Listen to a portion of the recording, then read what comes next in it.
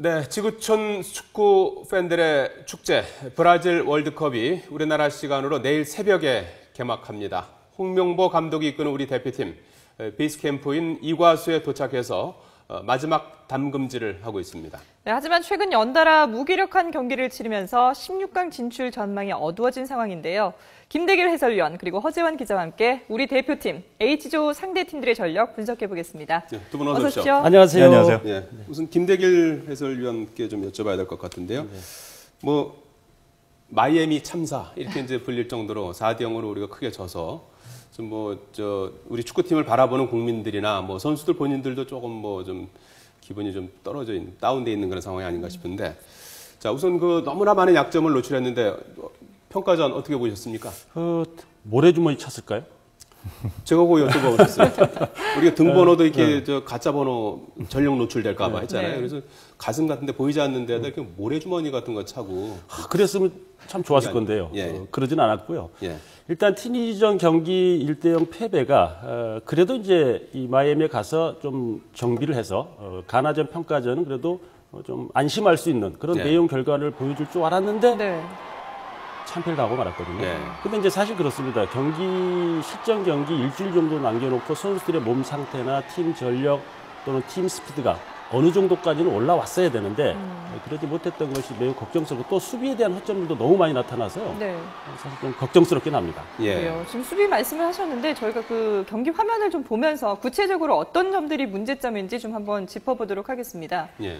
자, 이제 경기 화면이 나오고 있는데요. 이게 지금 어떤 상황인지 설명을 좀 해주실까요? 근데 저 첫 번째 실점 장면이었는데요. 네. 김창수 선수의 이 패스 미스가 커팅되어지면서 결국 이게 빌미가 되고 말았거든요. 네네. 근데 수비 숫자도 그렇게 부족한 상황은 아니었는데 네. 우리 수비수 맞고 들어간 건가요? 그렇죠. 네, 지금은 이제 두 번째 두 번째 골 골. 장면입니다. 네. 저것도 역시 이제 각태희 선수가 커팅당해서 결국 기한 선수에게 실점하는 그런 장면이었거든요. 예. 그러니까 저 두 번째 골까지는 우리 수비 실책에 의한 그런 상황이고 이번 이 장면은 미드필드 숫자도 충분했고 수비 숫자도 충분했는데 결국은 위험 지역에 들어온 상대 공격수를 그대로 방치하면서 슈팅 각도를 주는 그러니까 너무 좀 어이없는 또 세 번째 골이 우리 나왔어요. 선수들 몸이 그렇게 가벼워 보이진 않네요, 움직임이. 그렇습니다. 또 하나는 지금 이렇게 측면 쪽에서 윙백이 공격 가담했을 때 예. 중앙 수비형 미드필드 기성용이나 한국영 선수가 어떤 포지션을 해야 되는 것도 학점을 나타냈던 네 번째 시점이었거든요. 그 이후에도 또 저렇게 실점할 수 있는. 근데 우리 선수들이 좀 몸 상태가 많이 좀 얼어붙은 듯한. 그러게요. 예. 그런 실점 위기에서도 가만히 보고 있는 모습들이 많이 노출이 네네. 되고 있거든요. 그래서 뭔가 좀 컨디션에 이상이 있는 게 아닌가 예. 이런 우려를 낳고 있습니다. 몸이 많이 무거워 보여요. 그러니까 사실 이제 저 상황이 우리 선수들이 이 체력적으로 극도의 데드 포인트까지 가는 훈련을 해서 지금 저 상황이라면은 크게 걱정 안 하셔도 돼요. 일주일 동안 이제 컨디션에서 끌어올리면 예. 됩니다. 근데 그런 상황이 아닌 상황에서 저런 상황이라면 상당히 좀 걱정스럽다 이렇게 봐야 됩니다. 우리가 이제 내일 브라질 월드컵 개막을 하고 우리 경기는 이제 18일에 그렇죠. 개막하고 나서 조금 시간은 좀 있습니다만 네. 18일 새벽에 이제 7시에 경기를 러시아하고 이제 첫 경기를 갖는데 좀 뭐 남은 기간 동안에라도 어떤 점을 좀 보완해야 된다고 보십니까? 그러니까 지금 상황에서는 선수들이 어떤 체력을 끌어올린다거나요. 예. 뭐 개인 능력을 올린다거나 이거는 시간적으로 부족한 상황이거든요. 예. 그러니까 네. 이미 다 돼 있어야 되고 그러니까 지금의 홍명보 감독이 할 수 있는 것은 일단 이 가나전에서 패배한 선수들이 어떤 심리적인 안정을 찾게 해주는 것. 그래서 좀 자신감을 회복해서 러시아전에 나갈 수 있는. 네. 그다음에 이제 뭐 세트피스 상황. 그다음에 이제 우리가 러시아나 지금 같은 조에 있는 특히 이제 벨기에를 상대로 했을 때는 우리가 볼 주변에 많은 선수들이 동원돼야 되는.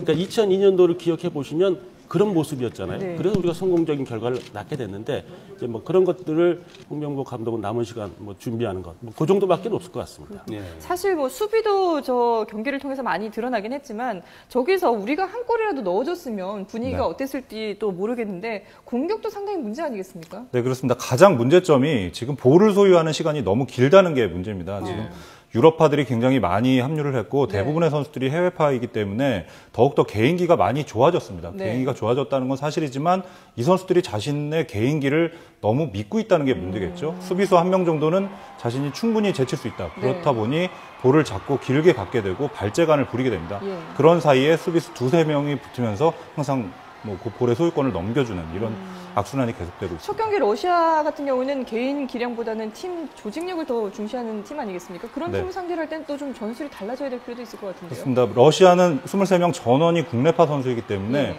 서로의 눈빛만 봐도 서로 어떤 생각을 하는지 알 정도로 팀워크가 굉장히 잘 다져져 있는 팀입니다. 그렇기 네. 때문에 지금과 같은 공격에서는 한 골도 뽑아내지 힘들지 않겠냐 이런 우려가 있습니다. 그렇군요. 자, 김대길 위원님, 그 박주영 선수가 이제 완톱 아니겠습니까? 이 좀 상당히 부진한 거 아닙니까? 좀.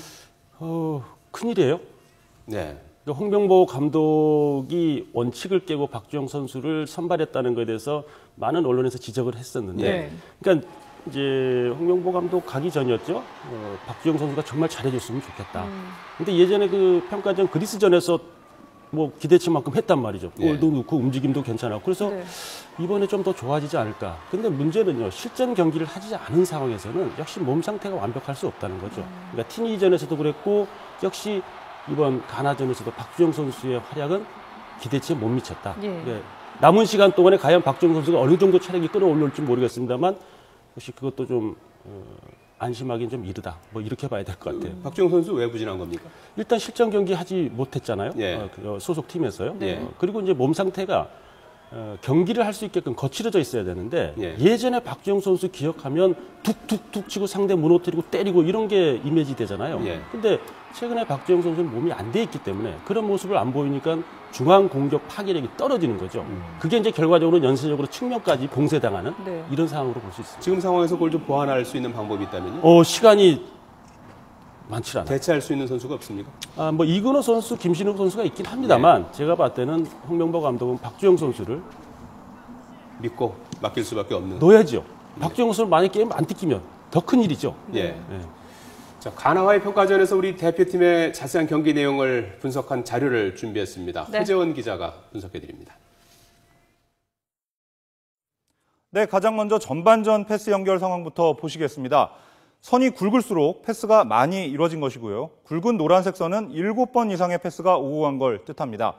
보시다시피 기성용에서 왼쪽 풀백 윤석영으로 가는 패스가 8번으로 가장 많았습니다. 그 다음으로 기성용에서 중앙수비 김영권으로 가는 패스가 7번입니다. 주로 백패스가 많고 공격적인 전진 패스가 부족했다는 뜻이죠. 특이한 점은 박주영이 미드필드로 내려가 있고 구자철이 원톱으로 올라가 있는 형태라는 점입니다. 또 손흥민에서 구자철, 손흥민에서 박주영으로 향하는 패스가 하나도 없는 것도 눈에 띕니다. 공격진 간의 유기적인 움직임이 부족했다는 걸 한눈에 볼 수 있습니다. 이번엔 후반 패스 연결 상황 보시겠습니다. 얼핏 봐도 공격진에서 패스가 가지도 오지도 않았다는 걸 볼 수 있습니다. 후반에 박주영 선수가 이근호 선수로 교체됐는데요. 두 선수 모두 패스를 한 번도 받지 못했습니다. 미드필드나 수비에서만 의미 없는 패스가 이어지면서 제대로 된 공격이 이루어지지 않았습니다. 이번에는 공간 활용을 어떻게 했는지 살펴보겠습니다. 우리 대표팀이 얼마나 부진한 경기를 했는지 한눈에 볼 수 있습니다. 색깔이 진할수록 그 지점에서 공을 많이 소유했다는 뜻입니다. 전반 상황인데요. 주로 미드필드에서 제공권 싸움이 활발히 이루어진 가운데 간간히 측면 뒷공간을 이용하는 공격도 이루어졌습니다. 그런데 후반 상황 들어 상황이 완전히 달라졌습니다. 가나의 압박이 심해지면서 중앙에서 주도권을 내줬고 전체적으로 하프라인 뒤로 많이 밀린 걸 볼 수 있습니다. 보시다시피 측면 공격도 거의 이루어지지 않았습니다. 네, 우리 대표팀 아직 러시아전까지는 엿새 남아 있습니다. 남은 기간 최선을 다해주길 바라면서 이번엔 H조 경쟁 상대들의 전력을 살펴보겠습니다. 이승민 앵커가 주목해야 할 H조 선수 누구인지 분석해봤습니다. 피파 랭킹 11위, 황금 세대, 그리고 깜짝 우승 후보로까지 꼽히는 벨기에는 젊고 재능 있는 선수들이 아주 많습니다.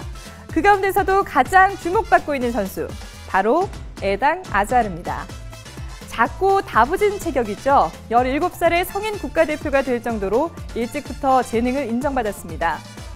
프랑스 리그에서 2년 연속 MVP를 차지한 뒤 2년 전부터는 잉글랜드의 명문 첼시에서 뛰고 있는데요. 측면 공격수나 공격형 미드필더가 포지션이지만 올 시즌 리그에서 14골을 터뜨려 팀 내 최다 득점까지 기록했습니다. 안정되고 빠른 드리블, 그리고 창의적인 패스가 일품이고요. 벨기에 공격 전술의 핵심입니다. 메시와 호날두의 후계자, 우리의 경계 대상 1호 아자르입니다. 자, 개인의 실력보다는 팀의 조직력을 우선시하는 러시아에는 팀 내에서 유일하게 월드컵을 경험한 케르자코프 선수가 있습니다. 자, 이 선수는 제니트의 붙박이 공격수로 200골 이상을 기록했고요. A매치에서도 79경기에 나와 25골을 터뜨렸습니다. 월드컵 유럽 예선에서도 10경기에서 5골을 넣으며 팀을 브라질로 이끌었습니다. 신체 조건이나 스피드가 뛰어나진 않지만 위치 선정 능력과 골 냄새를 맡는 킬러 본능만큼은 단연코 팀 내에서 가장 최고입니다. 자, 이번에 살펴볼 선수, 일단 외모부터가 아주 특별하죠. 바로 알제리가 16강을 꿈꾸는 이유 가운데 하나, 페굴리 때문입니다. 프랑스에서 태어나 프랑스 청소년 대표를 거쳤지만 부모의 조국을 택해 알제리의 지단으로 불리는 선수입니다.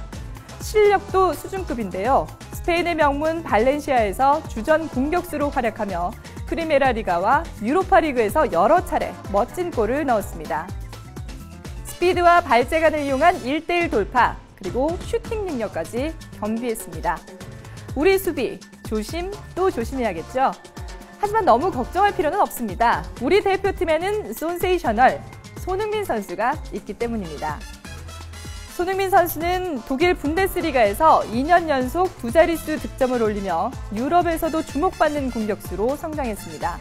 폭발적인 스피드를 이용한 공간 창출 능력, 두 발을 자유자재로 활용한 득점력은 현재 대표팀에서 최고라고 할 수 있는데요. 대표팀의 공격진이 약화된 상황에서 손흥민에게 거는 기대는 그만큼 클 수밖에 없습니다. 꿈의 무대 월드컵에서 H조 각 팀 에이스들이 16강을 넘어 더 높은 곳까지 뛰어오르겠다는 똑같은 꿈을 꾸고 있는데요. 과연 누구의 꿈이 현실이 될까요? 자, 먼저 우리 첫 상대 러시아 팀을 분석을 해보도록 하겠습니다. 자, 김 의원님. 네. 러시아 어떤 팀이라고 할 수 있겠습니까? 우리보다 한 수 위라고 봐야 되나요? 아니면 우리가 대등한 경기도 할 수 있는 팀이라고 볼 수 있나요? 뭐 대등한 경기 할 수 있다고도 보여집니다. 예. 근데 지금 카펠로 감독의 계산은 예. 그러니까 대체적으로 보면 이제 많은 클럽에 있는 선수들을 끌어모으는 그런 팀들 자체가 조직력에 문제가 생겼죠. 그러니까 예를 들어 뭐 이탈리아나 독일 이런 데들이 자국 리그 출신 선수들을 대거 많이 쓰면서 조직력을 극대화시켰단 말이죠. 예. 근데 이번 러시아 같은 경우에는 전 선수가 러시아 리그 출신이에요. 예. 그러니까 카펠로 감독은 그 조직력을 강화시키겠다는 그런 얘기인데 그동안 평가전에서 나타난 상황을 보면 역시 수비의 안정적인 조직, 세트피스에서 중앙 수비의 장신 공격 수비수들을 넣어서 결정짓고 또 전방에 이 게르자코프랄지 코코린 또 이 지르코프 선수가 어떻게 보면은 조금 좀 안 좋지 않겠는데 평가전에서 상당히 좋은 모습을 보였단 말이죠. 그러니까 전방 공격수들도 상당히 짜임새 있는 그런 모습들을 보여줬다고 볼 수 있을 것 같아요. 그래서 우리가 러시아를 상대로 했을 때는 역시 최전방 공격수부터 미들이 얼마만큼 수비 부담을 해주느냐에 따라 승부가 갈릴 수 있다. 이렇게 봐야 될 것 같습니다. 예. 다음으로 우리가 좀 해볼 만한 상대가 알제리인데, 근데 이 평가전을 통해서 보니까 알제리가 만만치 않은 것 같아요. 그렇죠. 당초 알제리가 우리가 1승 상대로 봤는데 또 알제리도 우리를 1승 상대로 보고 있는 것 같아요. 네. 네. 그래서 알제리가 지금 최근 평가전에서 나타난 어떤 공격 파괴력은 상당히 좋았단 말이죠. 그러니까 조직력에 있어서는 러시아보다는 좀 떨어집니다만 개개의 능력치들은 상당히 좋은 선수들이 있었다. 네. 그래서 그 개개의 능력들을 어떻게 방어하고 우리가 빠른 공격에 카운터를 때릴 수 있느냐, 이런 것들이 또 알제리에서 준비를 해야 될 것 같습니다. 예. 특히 이 알제리 같은 경우에 이제 네. 페굴리 선수를 비롯해서 대부분이 우리나라만큼 젊은 선수들이 주축인데 올 시즌 2013, 2014 시즌 들어서 굉장한 상승세를 나타내고 있다는 게 저희로서는 더욱 이력적이고요. 페굴리 선수 같은 경우는 스페인 리그에서 드리블로 인한 돌파를 분석을 합니다. 네. 그게 지금 스페인 리그에서 1위를 차지했어요. 근데 2위가 메시입니다. 그러니까 메시보다 드리블은 더 좋다. 이렇게 봐도 될 것 같습니다. 예. 자, 그리고 H조 최강으로 꼽히는 벨기에 팀. 네. 벨기에 팀은 도착하자마자 이렇게 시차 적응을 위해서 곡을까지 네. 이렇게 썼다고 또 기사에 나왔던데 벨기에가 역시 최강팀이라고 봐야겠죠? 그렇죠. 이제 마지막 경기를 우리랑 하니까 이제 과연 두 경기씩을 어떤 결과들을 낳고 벨기에를 만나느냐 이제 네. 상당히 좀 중요할 것 같거든요. 예. 그렇다면 이제 벨기에 전력은 지금 전문가들도 한 8강까지도 갈 수 있는 그런 전력이 아니겠는가 이렇게 평가를 하고 있단 말이죠. 네. 그래서 가장 이제 우리가 우려해야 될 팀은 마지막 벨기에전인데 벨기에의 선수들의 면면을 보면 뭐 정말 막강한 파괴력을 가지고 있어요. 뭐 이 지금 평가대에서 보여줬습니다만 뭐 패하지 않고 상대를 완전히 무력화시키는 어떤 공격 패턴 자체가 역시 우리와 쉽지 않은 상대다. 뭐 이렇게 봐야 될 것 같습니다. 네. 예, 예. 자, 이제 월드컵 개막까지는 내일 새벽 이제 3시 15분에 개막식을 하고 네. 그리고 이제 5시에 이제 그 개최국인 브라질과 이제 크로아티아가 이제 첫 경기를 네. 치르지 않습니까? 내일 첫 경기도 상당히 이제 관심을 그렇죠. 끌고 있는데 브라질과 크로아티아가 예. 맞붙는 경기죠. 어디가 이길까요? 저는 물론 브라질이 이길 것 같고요. 네. 크로아티아의 만주키치 선수가 경고 누적으로 결장합니다. 그런 점이 굉장히 클 것 같고 네. 그래서 브라질이 약 3대1 정도로 이기지 않을까 3대1. 예상이 됩니다. 네. 김대길 해설위원께서는 저는 뭐 브라질 이길 건 마찬가지인데요. 네네. 한 1대0 정도로 브라질이 이기지 않을까. 제가 맞아야 될 텐데. 1대 0대 3대 1이네요. 이번 대회 우승팀은 어디 이번에는요. 어느 나라로 보세요? 그러니까 이 남미에서 이제 오래된 얘기입니다만 남미에서 그동안 월드컵이 4차례 열렸었는데 네. 한 번도 다른 대륙에서 가져가지를 못했어요. 그러니까 이번에도 역시 이 브라질이 그대로 1위로 남아 있고 이쪽에 아르헨티나가 그대로 1위로 남아 있다면 네. 남미의 전쟁이 될 가능성이 높다. 브라질, 아르헨티나가 만나서 브라질이 우승할 수 있다. 뭐 이렇게 평가를 좀 하고 싶습니다. 예상을 하고 싶습니다. 네, 저도 예상을 해보자면 남미 4번이라고 말씀하셨는데 북중미까지 합치면 7번의 대회예요. 거기서 모두 남미 국가들이 7번 모두 우승을 했습니다. 예. 브라질 3번, 우루과이 2번, 아르헨티나 2번이었거든요. 예. 그래서 저는 브라질이나 아르헨티나 같이 결승을 해외 펼치지 저주가 있어서 않을까. 어떨지 모르겠네요. 시청자 여러분들이 하나만 더 물어보라고 그런 것 같은데 뭐요? 우리나라는 어떻게 될 것 같냐고. 당연히 이기죠. 네, 당연히 이깁니다. 16강 진출을 뭐 할 거로 보여지고요. 예. 당초 목표했던 8강 진출을 하려면 예. 우리가 어쨌든 이 1위로 가야 됩니다. 왜냐하면 안 그러면 독일을 만나야 되기 때문에 상당히 네. 어려운 상대니까 뭐 홍명보 감독이 또 운이 잘 따르는 감독이니까 아마 예. 그렇게 16강 진출 쪽으로 가능하다 뭐 이렇게 예, 보여집니다. 네. 예, 전망을 해주셨습니다. 김대길 해설위원 허재원 기자였습니다. 두 분 고맙습니다. 네, 감사합니다.